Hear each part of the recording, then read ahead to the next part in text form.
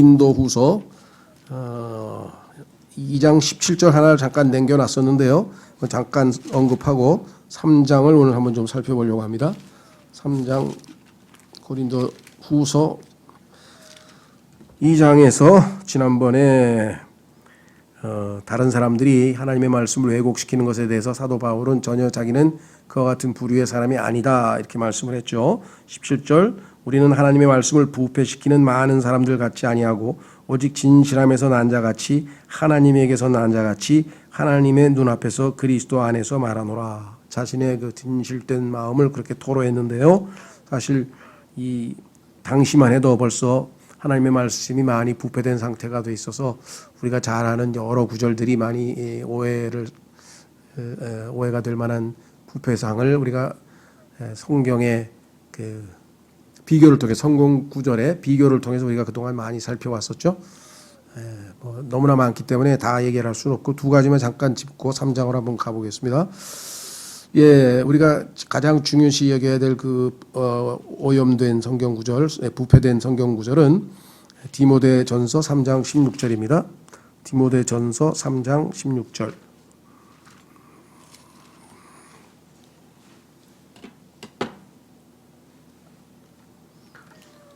디모데전서 3장 16절은 예수 그리스도의 신성, 예수님께서 단순한 인간일 뿐만 아니라 하나님이시라는 사실을 우리에게 명백하게 알려주는 위대한 구절인데 이 구절들이 다 변질돼서 부패되어져서 변질되어 버렸다. 16절에 논쟁의 여지가 없이 하나님의 성품의 신비는 위대하도다. 하나님의 성품이 어떠한 신비로움 가운데 있는가? 그것은 하나님께서 육체 안에 나타나시고 성령 안에서 의롭게 되시고 천사들에게 보이시고 이방인들에게 선포되시고 세상에서 믿기시고 영광 속으로 올려져서 영접을 받으셨느니라. 하나님의 아들이 이 땅에 인간의 육체로 내려오신 다음에 맨 마지막에 승천하실 때까지, 즉 예수 그리스도의 출생으로부터 시작해서 우리가 승천에 이르기까지 예수 그리스도의 일생을 짧게 하나님께서 요약을 하셨는데 그 중에 첫 번째 단어가 하나님이시죠. 하나님께서 육체 안에 이분이 예수님이시죠. 그런데 이 하나님이란 단어를 없애버리고 이것을 부패시켜서 그라고 해서 그가 육체 안에 나타났다. 그가 누구냐 그러니까 예수님이라. 그럼 예수님께서 이 땅에서 한 인간으로서 육체를 입고 사신 걸 모르는 사람이 누가 있어요? 그건 신비가 될 수가 없죠. 예수라는 이름을 가진 한 인간이 이 땅에서 육체를 입고 살았다. 아무 문제가 될 게 없습니다. 그런데 하나님이 온 우주 만물의 주관자이시고 창조주이신 그 하나님이 이 땅에 인간의 몸을 입고 나타나셨다. 이거는 어마어마한 논쟁의 여지가 없는 신비죠.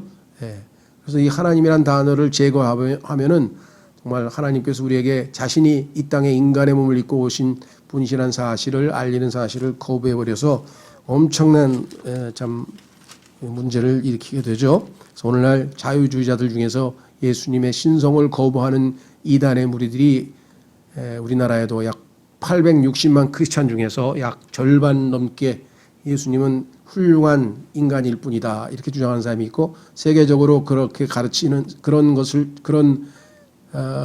교리를 믿으면서 자신을 크리스찬이라고 한 사람은 마하트마 간디라든가 슈바이처라든가 이런 사람들 아주 많이 있습니다. 훌륭하고 유명한 사람이지만 다 이분들은 소위 말하면 이런 예수님이 참 하나님이라는 사실을 받아들이지 않는 사람들이고, 그러한 사람들은 구원을 받을 수가 없는 것이겠죠. 자, 그래서 사람들에게서 구원을 놓치게 만드는 엉뚱한 교리를 만들어냈고요. 그 다음에 요한일서 5장으로 가시면 두 개만 딱 너무 많으니까 성경이 어떻게 변질되었고 어떻게 부패됐는가.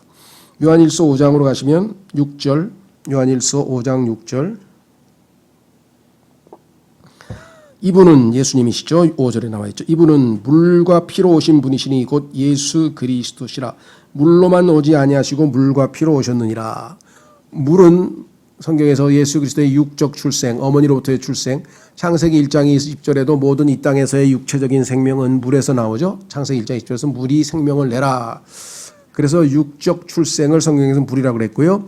그 다음에 예수님의 피는 하나님의 피로서 죄를 씻을 수 있는 유일한 피죠. 그래서 보배로운 피라. 그래서 이것은 예수님의 신성. 그러니까 예수님은 인성과 신성, 인간이면 참 인간이시면서 참 하나님이시라고 하는 것이고요. 6절에 계속해서 증언하시는 이는 성령이시니 이는 성령께서 진리이시기 때문이라. 하늘에 증언하는 세 분이 계시니 곧 아버지와 말씀과, 이 말씀이 아드님이라고 하는 사실을 요한복음에서 말씀하고 있죠. 성령님이시라. 하늘에는 세 분이 계시는데 이 세 분은 하나이시니라. 자, 그러니까 요한 1서 5장 7절만큼 정확하게 삼위일체를 우리에게 교리로 보여주는 구절은 없을 정도로 완벽하게 되어 있죠. 그런데 이 요한 1서 5장 7절 전체가 요한 1서 5장 전체가 다 삭제되어 버렸다라고 이렇게 말씀을 드렸죠.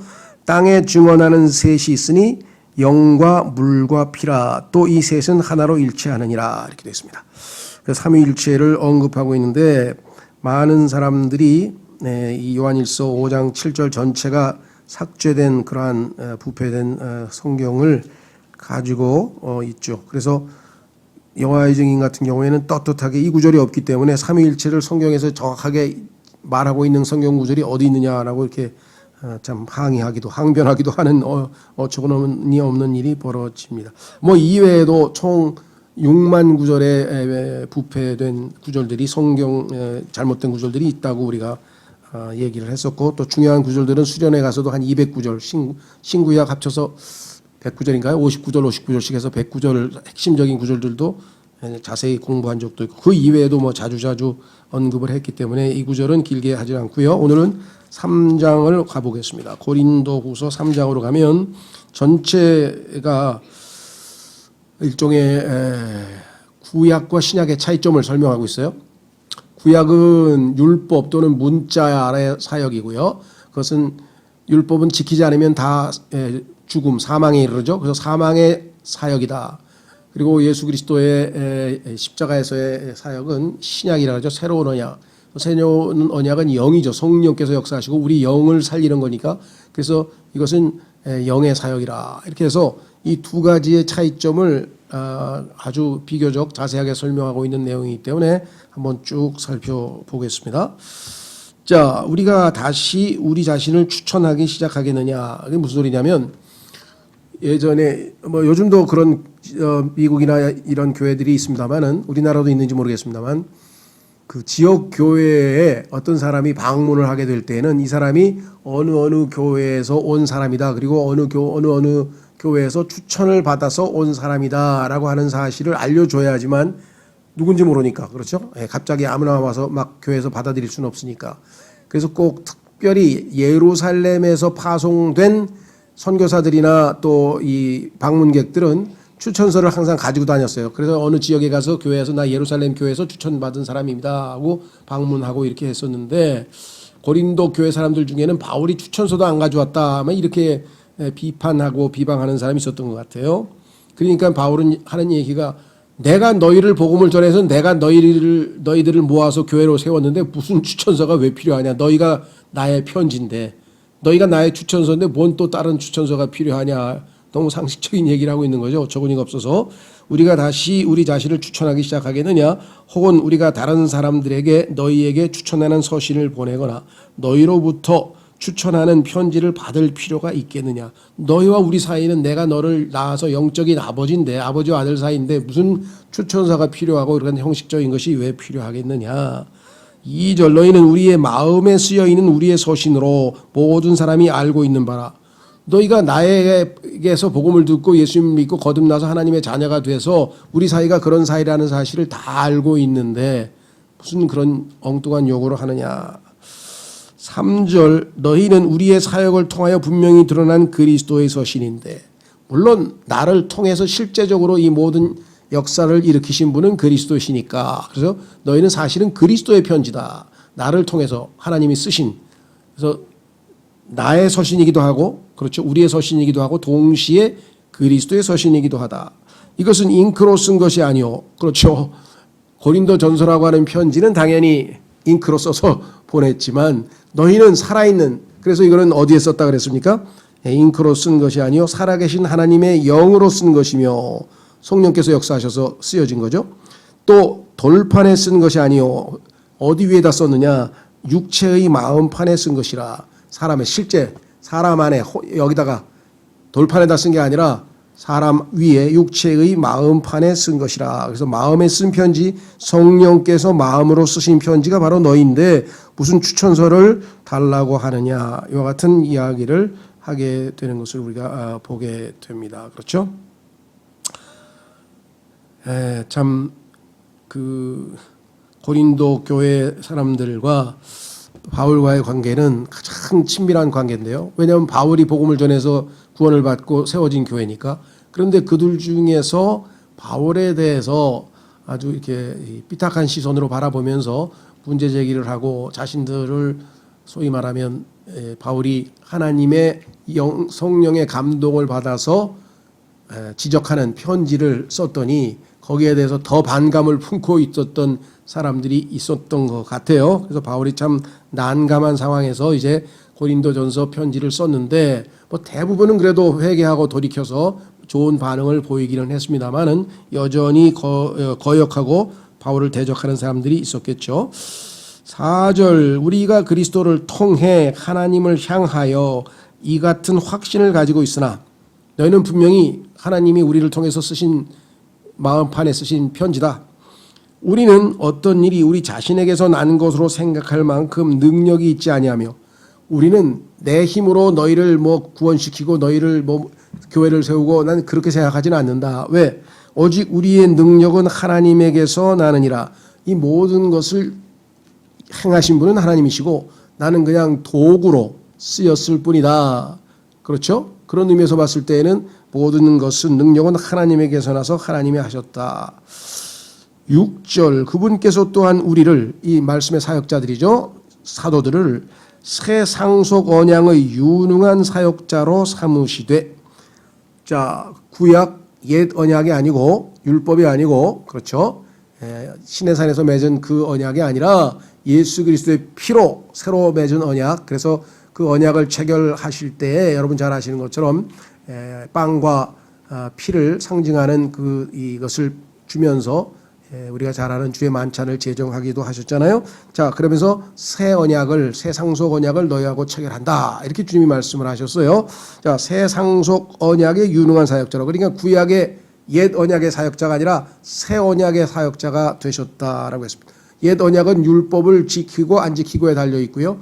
행하라, 하라는 것이고 또는 don't, 하지 말라, 하라 하지 말라에 입각한 옛 언약의 사역이 아니라 이번에는 다 이루었다. 그렇죠?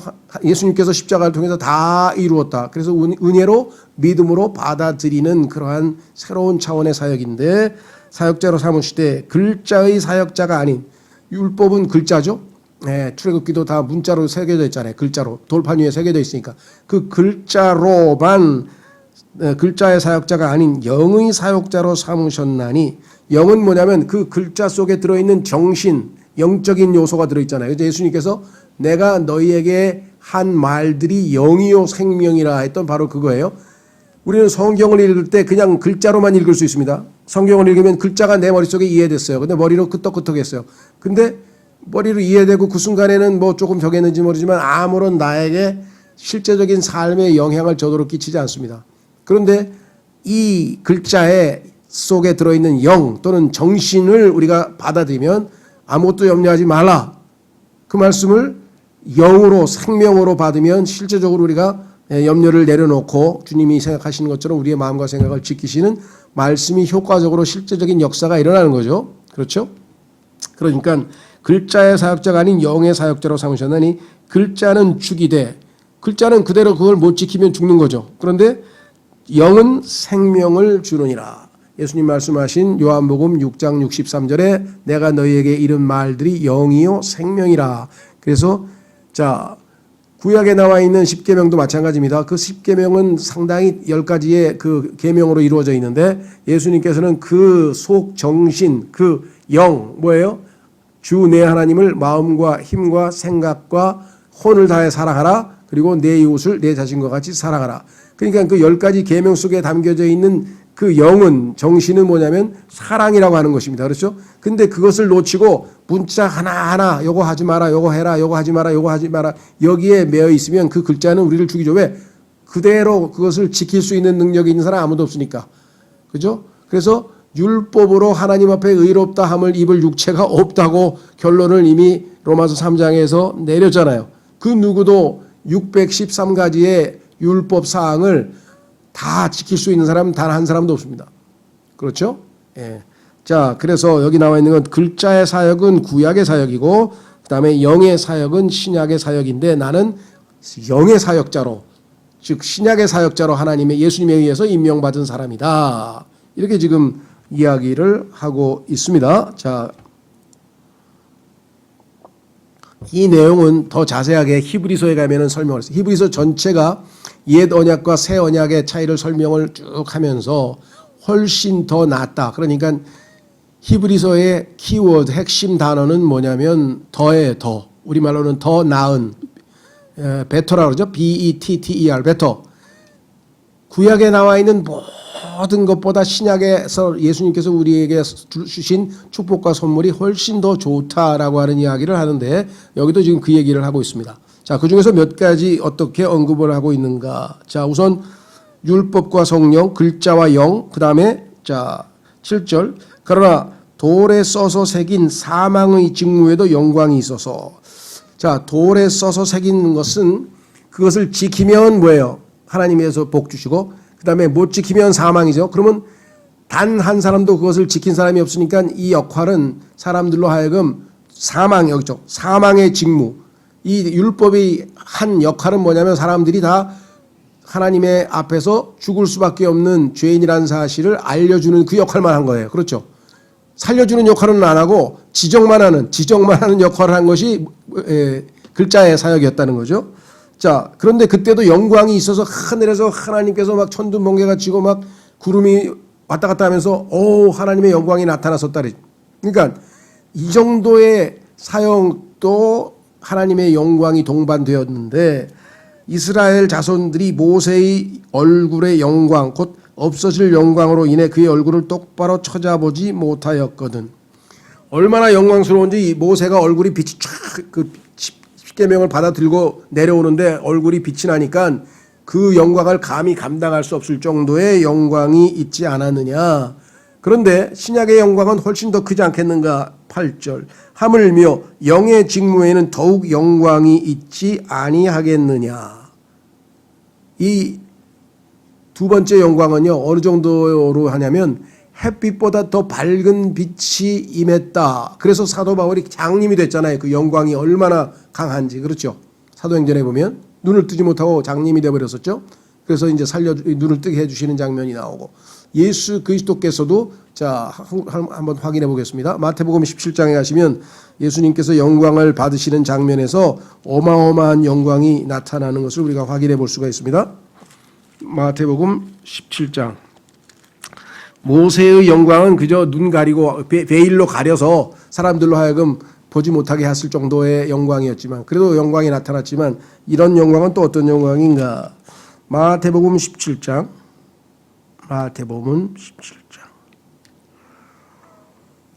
1절부터 2절 보시면 엿새 뒤에 예수님께서 베드로와 야고보와 그의 형제 요한을 취해 따로 그들을 데리고 높은 산으로 올라가사 그들 앞에서 모습이 변하심에 그분의 얼굴이 해같이 빛나고 그분의 옷이 빛같이 희게 되었더라. 얼마나 놀라운 영광스러운 모습으로 변화되셨는가를 우리에게 보여주고 있는 것이겠죠. 그렇죠. 그뿐만 아니라 예수 그리스도께서는 승천하실 때도 아까 우리 읽었듯이 디모데전서 3장 16절에 있었죠. 영광 안으로 들어올려 가셨다. 누가복음에도 마찬가지. 그리고 또 부활하실 때도 영광스러운 모습으로 되셨고. 그래서 신약의 영광은 아직도 여전히 예수 그리스도를 통해서 유지되고 있는 반면에 모세의 영광은 잠시 일시적으로 얼굴에 빛이 났다가 그 다음에 사라져버렸죠. 그렇죠? 자, 그래서 고린도후서에서 다시 이 두 영광을 비교하고 있습니다. 고린도후서로 다시 돌아가셔서 3장, 고린도후서 3장 9절 정죄의 직무도 영광이 될진대. 자, 율법의 역할은 뭐냐? 율법이 하는 일은 정죄하는 거예요. 너 살인하지 말라 그러는데 살인했어. 그렇죠? 너 거짓말하지 말라 하는데 거짓말했어? 너 부모를 공경하라 했는데 안 했어? 너 이웃에게 거짓 증언하지 말라 하는데 거짓 증언했어? 계속 뭐예요? 지적을 해서 죄를 정하는 거죠. 그래서 정죄라고 했어요. 정죄의 직무도 하나님의 의를, 하나님의 정의가 실현되는 거니까 영광스럽죠. 하나님의 정의를, 그렇죠. 여러분 어떠세요? 우리나라에도 사법부에 가면은, 우리나라 뭐 요즘에 별로 그런 거 없는데 그래도 가운 입고 나오니까 그래도 좀 그럴싸하죠. 예. 위험이 있어 보이고. 미국은 요즘에 그런지 안 그런지 모르겠는데 영국은 아직도 그럴 거예요. 판사들이 올 때 하얀 이 가발을 갖다 긴 거 쓰고 나타나가지고 완전히 이게 정말 어마어마한 근엄한 모습으로 나타나잖아요. 그렇죠. 예. 그런 거예요. 그러니까 영광이, 자, 정죄의 직무도 영광이 될진데 의의 직무는 영광이 더욱 뛰어나리라. 예수 그리스도를 믿음으로 죄인이 의롭다고 선포돼서 하나님의 영광이 나타난 의의 직무. 자, 의의 직무는 영광이 더욱 뛰어나리라. 뭐 비교하는 게 어렵지 않겠죠? 그렇죠? 촛불이 비치고 있는데 그 전기가 성광등이 쫙 들어오면 그 비교가 되겠습니까? 그렇죠? 예. 밤에 달빛이 어스름한데 아침에 태양빛이 쫙 떠올라가지고 그냥 환하게 비치면 그 비교가 안 될 만큼 차이가 나듯이 바로 영광의 차이가 그렇다. 10절 영광스럽게 된 것조차도 이 점에서 영광을 갖지 못한 것은 뛰어난 그 영광으로 인함이라. 이 표현이 참 얼핏 읽으면 무슨 소린가 싶지만 어렵지 않습니다. 쉽습니다. 두 가지예요. 자, 모세가 하나님으로부터 율법을 받을 때도 영광이 있었지만 그 영광이 영광스럽지가 못하다. 왜? 훨씬 센 영광이, 훨씬 큰 영광이 나타나 버렸으니까 비교해보니까 상대적으로, 아까도 얘기했잖아요. 예, 깜깜한데 촛불만 비춰도 얼마나 환해요. 그런데 갑자기 정전됐던 전기가 착 들어오면서 빛이 쫙 비춰버리면 촛불은 뭐예요? 이거? 이건 뭐 별 볼 일 없는 거죠. 그래서 구약의 영광은 요 정도 영광밖에 안 된다. 그 얘기예요. 자, 10절. 영광스럽게 된 것조차도 이 점에서 영광을 갖지 못한 것은 뛰어난 그 영광으로 인함이라. 없어진 것에도 영광이 있었을진데 모세가 계속 얼굴에 빛이 났습니까? 잠깐 영광스럽게 보이다가 달의 원점으로 돌아갔잖아요. 그렇죠? 그런데 없어진 것도 그 순간에 영광스럽게 보였다면 남아있는 것에는 더욱 영광이 있느니라. 부활하신 예수 그리스도께서 우리 안에서 지금 어떻게 해요? 자, 골로새서 1장 27절에 보면은 예수님은 영광의 소망으로 우리 안에 들어와 계세요. 영광의 소망 곧 너희 안에 계신 그리스도라. 그래서 골로새서 1장 27절에 말씀을 했죠. 그러니 그 예수 그리스도의 놀라우신 영광이 지금 우리가 보질 못해서 그렇지 주님께서 보여주시는 순간 우리는 얼마나 놀라운, 지금 현재도 남아있는 영광이에요. 없어진 게 아니에요. 남아있는 것에는 더욱 영광이 있느니라. 그런즉 우리에게 이 같은 소망이 있으므로, 영광의 소망이 있으므로 우리는 매우 분명한 말을 사용하고, 분명한 말, 그렇죠? 희미하게 애매하게, 그래 구원 받았어? 아마도, 아마도라니? 예수님 믿을 때 내가 그냥 막 마음이 뜨겁고 눈물도 나고 그랬었거든. 아니 그거 말고 그러면 오늘 죽으면 하늘나라 갈 수 있는 것 같아? 그건 자신 없는데? 이렇게 하면 이건 분명한 게 아니죠. 그렇죠? 분명한 건 확실한 거 아니에요. 그렇죠? 하나님의 분명한 말씀, 명백한 말씀을 듣고 그 약속을 신뢰해서 하나님의 약속으로 내가 완전히 확신을 가지고 있는 것. 그러니까 바울은 말 한마디를 해도 분명한 말을 해서 상대로 하여금 확신을 얻도록 해주는 그러한 복음 전파가 있었다. 복음을 전하긴 전했는데 어떨 때는 간증도 그렇죠. 간증을 듣기는 들었는데 이게 예수님을 믿었다는 소린가 아니면 그냥 그렇죠. 특히 이 체험에 좀 이게 마음을 빼앗긴 사람들은요. 예수님을 믿고 그 예수 그리스도를 내 안에 영접해서 예수님과 이제 새로운 아버지와 아들과의 새로운 관계가 되고 뭐 이런 걸 얘기하는 게 아니라 예수님 믿었는데 가슴이 벌렁벌렁거리면서 눈물이 쏟아지고요. 막 뭐 가슴이 뜨거워지고요. 뭐 아이고 막 자기 체험에 물론 그런 아주 큰 체험을 했으니까 그게 기억에 남기도 하고 하겠죠. 그러니까 바울도 그랬. 근데 이 하나님께서 베드로후서 공부할 때 베드로를 통해서 뭐라 그랬어요? 아까 얘기했던 그 예수님이 그냥 해같이 변하고 곧 또 빛처럼 하얘지면서 모세가 나타나고 엘리야가 나타나고 그러면서 그냥 어마어마한 예수 그리스도의 영광스러운 모습을 보았잖아요. 하늘에서 음성이 들리며 이는 내 사랑하는 아들이라 너희는 그의 말을 들으라. 그렇죠? 내가 매우 기뻐하는 자라 너희는 그의 말을 들으라 하고 하나님의 음성까지 들었으면 그것보다 더 엄청난 체험은 있어요. 그런데 그 체험보다도 더 확실한 대언의 말씀에 하나님의 말씀에 주의를 기울이라. 그것이 잘하는 것이라고 베드로후서를 통해서 말씀하셨잖아요. 그죠? 왜? 그 순간에 감정이 엄청 뜨거워져 베드로는 아마 한 달도 안 돼서 그거 다 잊어버렸을 거예요. 식어버렸지. 기억은 나지만 그런 마음이 감정이 계속 남아있나요? 안 남아있죠. 자, 그래서 여기도 지금 이렇게 얘기했어요. 분명한 말을 사용하고 이스라엘 자손들이 이미 사라진 것의 마지막을 똑바로 보지 못하게 하려고 모세가 자기 얼굴을 베일로 가린 것 같이 하지 아니하노라.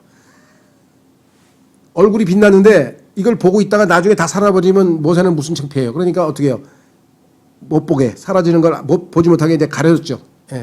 그와 같은 구약에 대한 이스라엘 백성의 태도가 모세가 얼굴을 가린 것처럼 오늘날도 베일을 쓴 것, 하나님 말씀에 열린 마음으로 그 지성소 안으로 들어가서 하나님 앞에서 하나님의 말씀을 음성을 들어야 되는데 그게 아니고 모세처럼 얼굴을 가린 자세로 그러한 모습으로 하나님 앞에 나아가는 것이 옳지 않다. 그 얘기를 하고 있겠죠. 자, 그래서 이렇게 얘기했어요.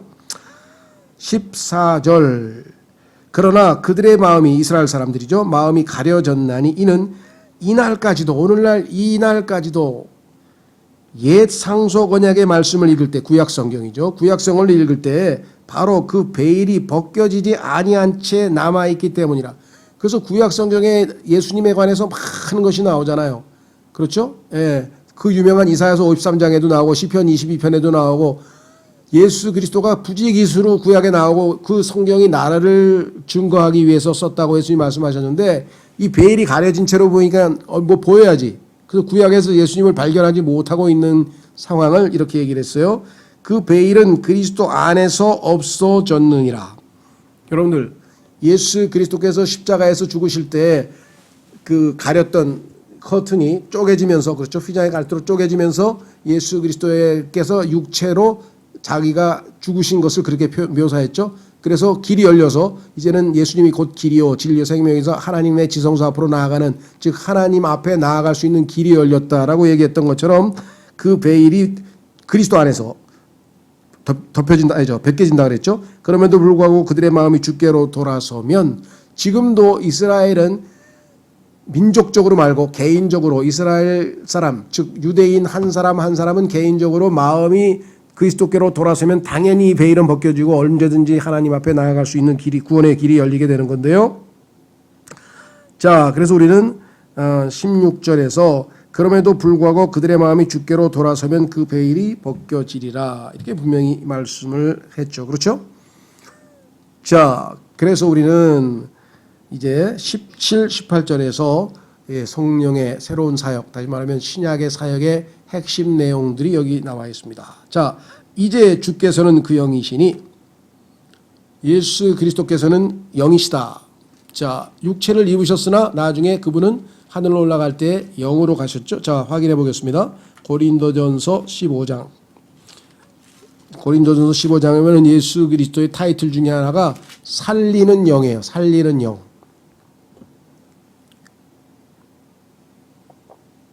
고린도전서 15장. 고린도전서 15장.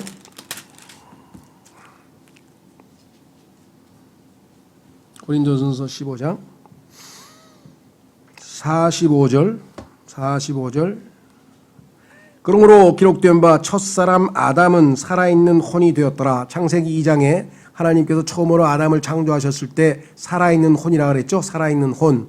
즉 하나님 만드신 그 흙의 먼지로 빚으신 그 육체에다가 하나님께서 코에 숨을 불어넣으시니까 살아있는 혼이 되었더라. 이렇게 나오죠. 예. 그 첫사람은 아담은 당연히 살아있는 혼인데 함과 같이 마지막 아담 예수님은 살려주는 영이 되셨느니라.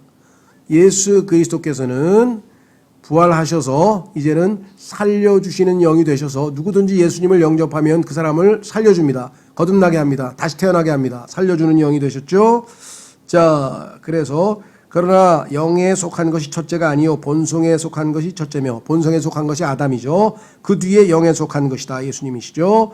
첫째 사람 아담은 땅에서 나서 땅에 속하거니와 둘째 사람은 예수님, 두 번째 인류의 조상이 둘인데 옛 인류의 조상 아담은 땅 출신이에요. 흙수저고 예수님은 하늘로부터 왔으니 뭐라고 해야 되나? 천수저라고 해야 되나? 자, 둘째 사람은 하늘로부터 나신 주신이라 분명히 얘기했죠. 자, 그래서 45절에 마지막 아담은 살려주는 영이다. 그래서 예수님은 그 영이라 이거예요. 자, 다시 돌아옵니다. 고린도후서 3장 17절. 이제 주께서는 그 영이시니, 다시 말하면 살아나셔서 살려주는 영이 되신 그 영이시니 주의 영이 계신 곳에는 거기에는 자유가 있느니라. 예수 그리스도께서 계신 곳에는 자유가 있다. 자, 여기에서 이제 신앙생활의 핵심이 나오네요. 신앙생활이라고 하는 것은 이 영께서, 성령께서 우리에게 주시는 그 자유를 가지고 섬기든 복음을 전하든 기도를 하든 그 무엇을 하든 진정한 자발적으로 자유함 가운데에서 이루어지는 것들을 성경에서 말씀하시는 진정한 영적 생활이고 신앙생활이죠. 그런데 많은 그리스도인들이, 우리도 과거에 영적으로 어릴 경우에는 구원받은 다음에 해라 하지 마라 해라 하지 마라 이러한 율법적인 그러한 상황들을 받아들여서 어떻게든지 그걸 순종을 해보려고 애를 쓰게 되잖아요. 그렇죠? 순종하려고 애를 쓰는 건 나쁜 거 없어요. 순종하려고 거역하려고 하는 건 아닌데, 근데 문제는 그 육신의 우리가 노력을 가지고서는 될 수가 없잖아요. 속박의 영에 가로잡혀가지고 사로잡혀버려서. 그래서 결국은 반대로 진정한 자유를 누리게 되려면 우리가 옛사람이 죽고, 그렇죠? 그래서 새로운 사람으로 예수 그리스도와 함께 부활한 그 새로운 사람으로서 살 때에만 진정으로 주님께서 주신 자유를 누리고, 그 자유는 진리 가운데서, 그죠? 너희가 진리를 알지니 진리가 너희를 자유케 하리라. 진리를 통해서 성령께서 우리를 진정한 참 자유인으로 만들어서 자발적으로 희생하고, 남을 위해서 희생하는데 억지로 의무감에서 아니면 나중에 칭찬받기 위해서 그런 동기가 아니라 전적으로 자유로움 가운데 예수님께서 우리를 위해서 자신의 생명을 희생물로 내려놓으신 것 같은 그러한 동일한 영으로, 그러니까 성령의 주관 하에 진정한 자유인으로서 그것이 희생이 될 수도 있고 그것이 사랑이 될 수도 있고 그것이 뭐가 됐든지 간에 이게 성경에서 말씀하시는 진정한 자유예요. 근데 이것을, 자, 갈라디아서 5장으로 가시면요, 이게 신앙생활에 있어서의 아주 그 고비인데요. 고비는 뭐냐면 우리가 냉랭하고 신앙생활을 뭐 엉성하게 하고 이럴 때는 뭐 정말 열심을 내서 다시 주님을 향해서 열정을 회복하는 것이 중요하겠지만, 주님을 정말 잘 섬겨보려고 하는데 그것이 성령으로 시작을 했는데 육체로 완전해지려고 하다 보면 이제 문제가 생기는 거죠. 갈라디아서 3장.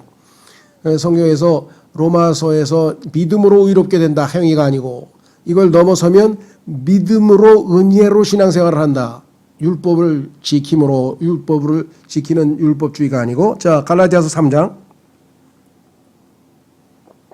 굉장히 열심으로 신앙생활을 하는데 진정한 자유가 뭔지를 모른다. 그렇죠? 자, 보세요. 갈라디아 3장 1절에 오 어리석도다 갈라디아 사람들아, 예수 그리스도께서 십자가에 못 박히신 것이 너희 가운데에서 너희 눈앞에 분명하게 제시되었거늘 누가 너희를 꾀어 너희가 진리에 순종하지 못하게 하더냐.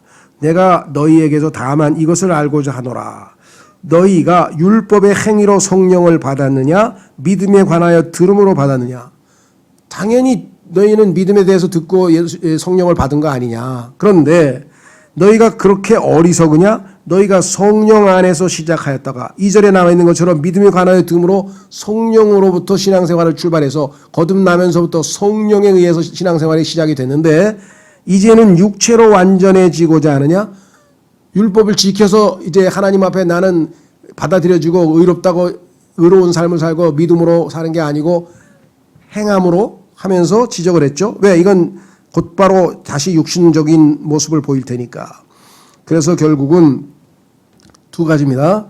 성령으로 시작은 같이 했는데 한 사람은 계속해서 은혜로 성령의 자유를 누리는 신앙인이 있고 다시 율법으로 돌아가서 속박을 받는 사람이 있어요.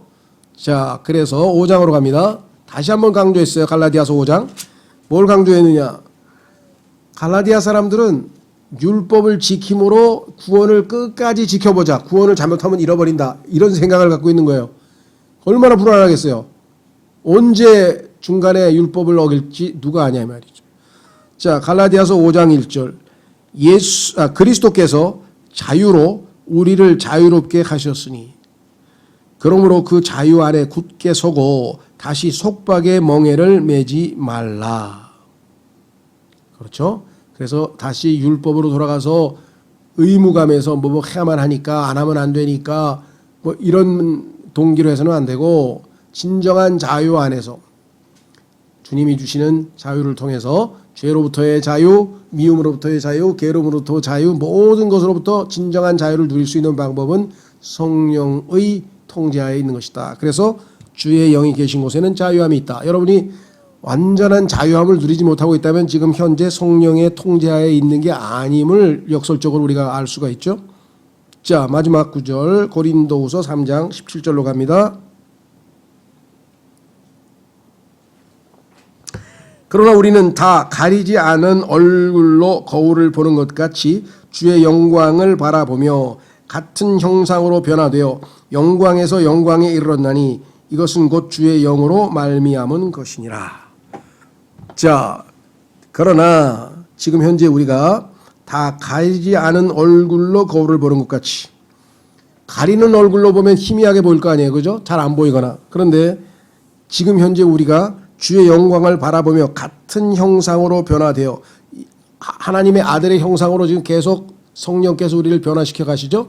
성령께서 계신 곳에 자유함이 있고 그 자유함 가운데에서 변화하는 역사가 점차적으로 진행되어 가서 결국은 어떻게 되느냐? 영광에서 영광에 이르렀나니. 완전한 영광에 이르게 될 것은 예수님께서 오실 때겠죠. 그래서 지금 현재 계속해서 영광에서 영광으로 한 걸음 한 걸음 다가서고 있나니 이것은 곧 주의 영으로 말미암은 것이니라. 그러니까 성령께서 우리에게 주어져서 우리는 그 성령의 사역으로부터 구원을 받은 것으로부터 출발해서 계속해서 성령의 변화시키시는 사역을 통해서 계속해서 변화돼서 마지막으로 완전히 영광의 최종적인 영광에 도달할 때까지 이와 같은 것이 신앙생활이지, 율법을 지키려고 노력했다가 다시 죄를 져가지고 다시 또 원점으로 돌아가서 다시 출발해서 또 다시 죄를 짓고 다시 자백하고 용서받고 다시 출발하고 그러다가 사도 바울처럼 나는 비참한 사람이구나. 그 악순환, 다시 말하면 성령으로 시작했는데 육체로 완전해지려고 하니까 이게 헛바퀴가 도는 거죠. 계속해서 헛바퀴를 돌다가 사도 바울이 딱 거기서 놓쳤죠. 그냥. 누가 나를 이 사망의 몸에서 건져내랴. 내 힘으로는 무슨 수를 써도 100만 가지 수단을 사용해도 안 돼. 내가 주어가 되면은. 그래서 나 말고 누가 나를 건져내겠느냐. 주 예수 그리스도라고 로마서 7장에서 고백했던 그것이에요. 그것을 다시 얘기하면 성령께서 우리를 통제할 때 진정한 자유로움 가운데에서 하나님의 진정한 신약 사역, 구원으로부터 시작해서 영광에 이르고 완전히 예수님처럼 변화되는 그때까지의 신앙생활은 바로 이 영의 사역으로 이루어질 것이다 라고 성경은 말씀을 했죠. 이게 우리가 신약적 사역의 특징이라고 하는 것이죠. 그래서 얼마나 영광스러운 직분이냐 이렇게 얘기를 했습니다. 사도 바울이 아주 아주 자부심이 드러났죠. 나는 이 사역을 그리스도로부터 받았다. 그렇습니다.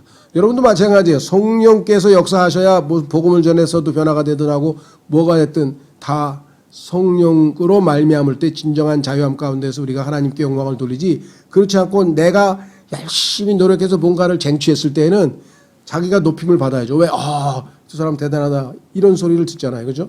그런데 바울처럼 나의 나 된 것은 하나님의 은혜로다. 다 성령으로 말미암아 내가 이룬 것이 아니라 능력은 아버지에게서 하나님에게서 나온 거라겠죠. 너희들 나를 통해서 구원받았지만 그건 내가 한 게 아니야. 하나님께서 하셨다고 5절에 아까 고백을 했잖아요. 바울이. 예. 그래서 그런 마음으로 할 때는 주님을 위해서 큰 일을 하든 작은 일을 하든 상관없이 항상 진정한 참 자유함 가운데서 우리가 신앙생활을 누릴 수가 있다. 아주 정말 고린도후서 3장은 우리에게 굉장히 신약적 사역과 신앙생활의 모습을 특징을 잘 보여주는 귀한 장이라고 말씀을 드릴 수가 있겠습니다. 예, 다음 시간에 이어서 4장으로 가고 오늘 이 시간에는요 우리가 신약 하나님의 새로운 언약의 주인이신 예수 그리스도를 믿고 새로운 언약 관계에 놓이게 돼서 예수 그리스도 통해서 우리가 하나님의 자녀가 됐고, 이제는 율법 글자 아니고 문자가 아니고 이제는 성령에 의해서 이 신앙생활을 하는, 성령을 좇아 성령을 따라 성령 안에서 살아가는 합당한 신앙생활로 풍성한 성령의 열매를 맺어 하나님을 영화롭게 하는 신앙생활이 될 수 있도록 도와주십시오. 다 같이 기도하겠습니다.